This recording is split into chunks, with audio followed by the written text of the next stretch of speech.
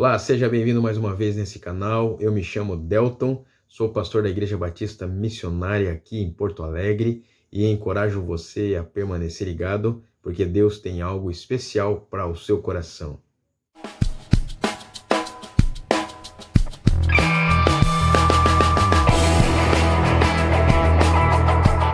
Segundo Samuel fica lá depois de 1 Samuel, né?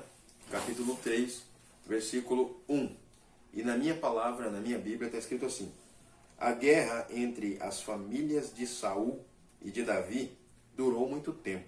Davi tornava-se cada vez mais forte, enquanto que a família de Saul se enfraquecia. Queridos, aqui é um texto que, se você tirar do contexto, por não conhecer o contexto, e tirar simplesmente esse versículo aqui, tu tem muitas coisas para viajar sem interpretar de fato as verdades expressas na palavra de Deus. Mas, como nós temos um hábito de não só ler a palavra de Deus, mas examiná-la para poder também compartilhar algo que é verdadeiro, algo que é importante, eu encorajo você a ler todo o contexto para você saber por que dessas palavras aqui. E o título dessa mensagem eu coloquei como sendo como reagimos num tempo longo como esse que nós estamos vivendo. Nós estamos atravessando um tempo que nos leva a agir conforme o que nós estamos vendo e recebendo como reflexo. A gente vê, ouve e presencia situações que a gente age de acordo com o que se mostra, né? As pessoas não estão mais conseguindo suportar tanto tempo distanciadas umas das outras, e isso tem gerado problemas internos graves e intensos. Sabe que, para não dizer que as pessoas estão parecendo que estão virando bichos, né? Sem paciência, sem amor, mas é o que a Bíblia diz, é muito clara em Mateus capítulo 24, versículo 12. Pelo o esfriamento do amor haveria um aumento da maldade. Pela falta de amor, a maldade ia aumentar. Sabe por quê? Porque o amor, ele equilibra a nossa ira. Muitas vezes a gente se ira facilmente, mas por quê? Porque tem falta de amor. O que nós identificamos nos relacionamentos são atitudes totalmente contrárias ao que podemos ter como normal. E isso nos leva a pensar o que será se essa pandemia se estender mais. O que vai ser, o que vai acontecer se tivermos mais o resto desse ano e mais outros anos nessa mesma situação sem mudar nada? Como vai ser? E o texto que nos traz a reflexão de hoje nos mostra pontos importantes que devemos observar. Primeiro deles, quando eu olho aqui, né, eu vejo que não podemos, primeira coisa, não podemos nos limitar ao tempo. A guerra entre as famílias de Saul e de Davi durou muito tempo. O que muito estamos vendo são pessoas tendo surtos psicológicos, por não estarem conseguindo se manter equilibrados em suas emoções. Vemos muitos agindo de maneira irracional, como eu falei antes, estão virando bicho e se entregando a comportamentos que a Bíblia chama de reprováveis diante de Deus e dos homens. Comportamentos que a pessoa, por muito tempo aprisionada, por muito tempo fechada, quando ela sai, ela não tem controle, né? E que o que precisamos entender é que, mesmo não passando esse tempo ou amenizando o reflexo dele, devemos sempre andar com Deus e depender exclusivamente dele para tudo. Num período de conflitos internos, de conflitos externos, precisamos nos manter firmes nas promessas do Senhor para as nossas vidas. E as promessas do Senhor, essas promessas, elas estão escritas na palavra de Deus. Elas estão aqui nas nossas mãos, em nosso poder. A questão é que nós temos dificuldade de buscar Deus, dificuldade para parar e examinar o manual do fabricante. não podemos parar tudo na vida porque não acabou a pandemia. Não podemos colocar toda a culpa na pandemia. Nós precisamos avançar. A Bíblia ela diz algo que devemos nos impulsionar. Deve nos impulsionar essas palavras da Bíblia. E diz assim: quem fica observando o vento não plantará, e quem fica olhando para as nuvens não colherá. Assim como você não conhece o caminho do vento, nem como o corpo é formado no ventre de uma mulher, também não pode compreender as obras de Deus, o Criador de todas as coisas. Plante de manhã a sua semente, e mesmo ao entardecer, não deixe as suas mãos ficarem à toa, pois você não sabe o que acontecerá, se esta ou aquela produzirá, ou se as duas serão igualmente boas. Olha só que interessante. Quanto ao tempo, ainda você vai ficar esperando. Quanto tempo ainda você vai ficar esperando para fazer algo que precisa ser feito? Você também parou para sonhar? Você parou de sonhar? Você parou de planejar? Você parou de esperar algo bom? Talvez esteja esperando que um tempo fique melhor, amenize as coisas para você sair e fazer ou cumprir o propósito de Deus. Mas e se esse tempo não chegar? Se esse dia não chegar? Você precisa refletir nisso. Então, não podemos nos limitar ao tempo. Segunda coisa que eu vejo nesse texto aqui, que pode não parecer, mas está explícito aqui, né? A obediência e fidelidade. Obediência e fidelidade a Deus traz força e prosperidade. Davi tornava-se cada vez mais forte. Davi, independente das batalhas que travava, ele nunca abriu mão de ser obediente e fiel ao seu Senhor. Ele mantinha seu relacionamento com Deus porque ele tinha total clareza de que sem Deus ele não conseguiria se manter firme. E consequentemente não seria vitorioso em todos os seus confrontos. A escolha de Davi foi avançar no poder que há no Senhor e não na sua própria capacidade, não dependendo das suas habilidades, do seu poderio bélico, do melhor exército que existia naquele tempo.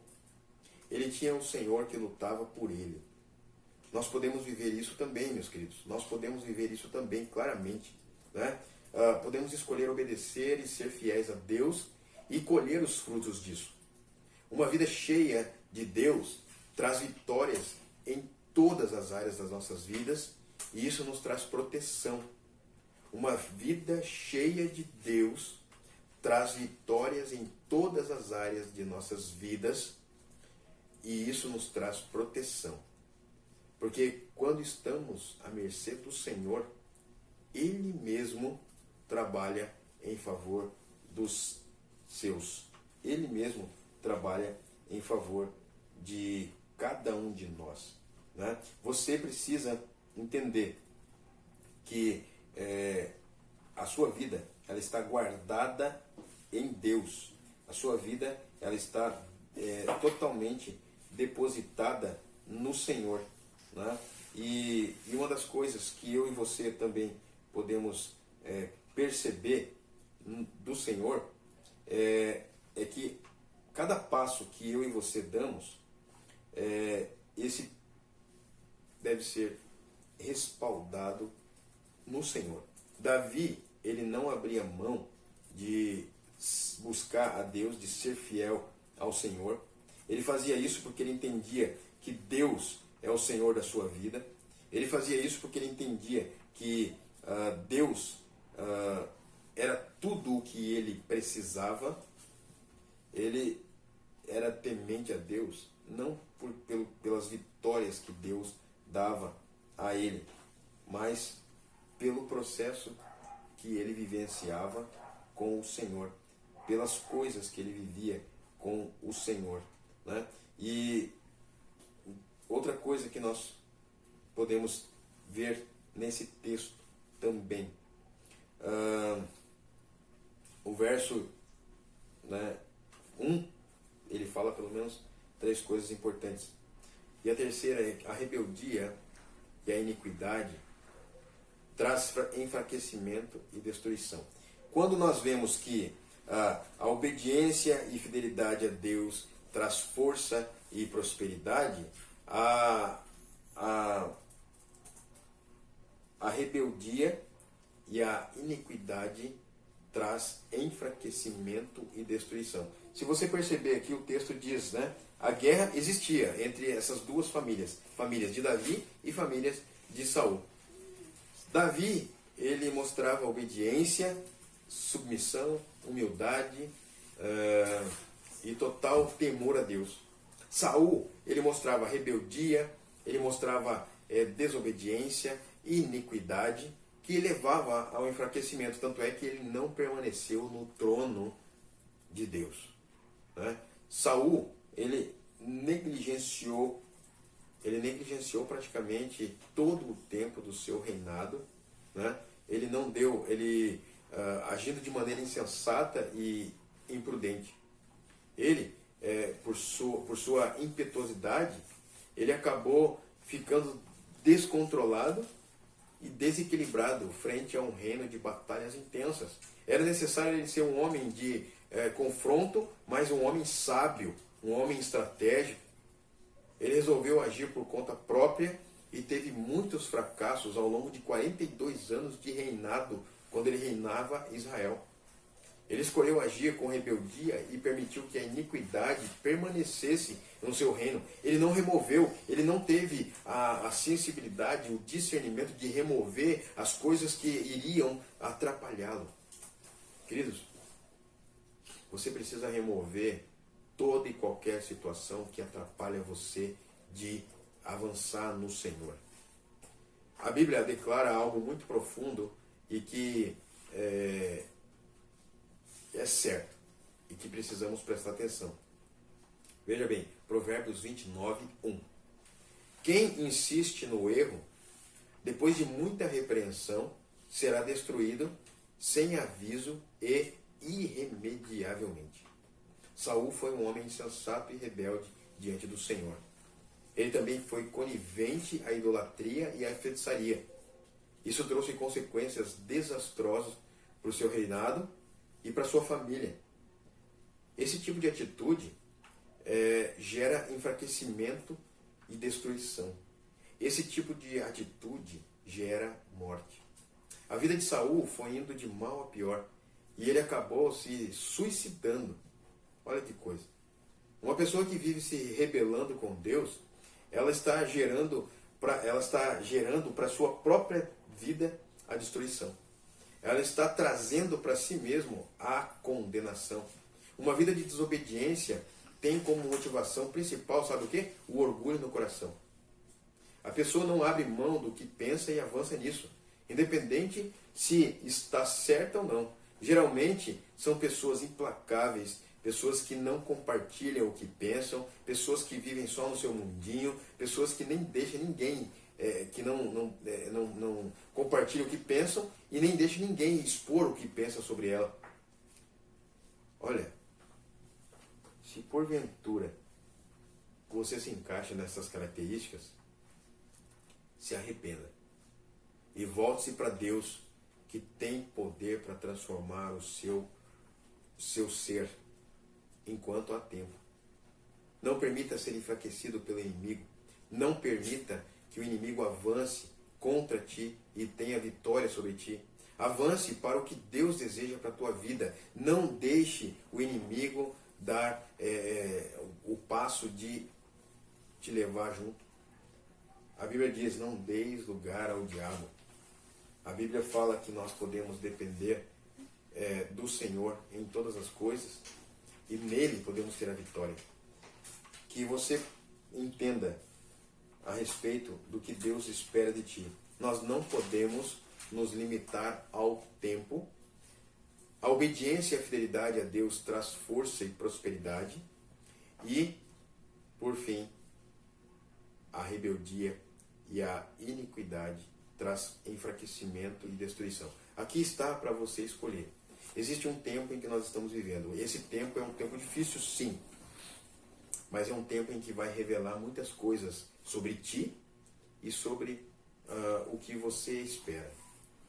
Ou você escolhe ser obediente ao Senhor e colher frutos disso, ou você escolhe a rebeldia e também ter frutos disso.